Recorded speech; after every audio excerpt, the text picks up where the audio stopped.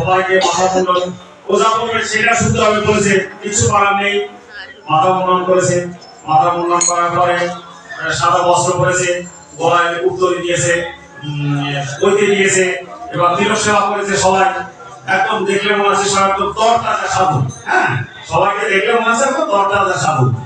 তো এইবার কি দিয়েছে, ওই এলাকার যে জমিদার তার পিতৃ শ্রাদ্ধে বাৎসরিক শ্রাদ্ধ পিতৃ। হ্যাঁ, তো সেই অনুষ্ঠান উপলক্ষে ও জমিদার বলেছে 11 জন, কমসে কম বেজোর সংখ্যা 11 জন, 9 জন, 13 জন এরকম সাধু একসঙ্গে পেলে নিয়ে চলে আসবে। এরকম ভাগ করছে দিন। হ্যাঁ, ভুলে গেছে।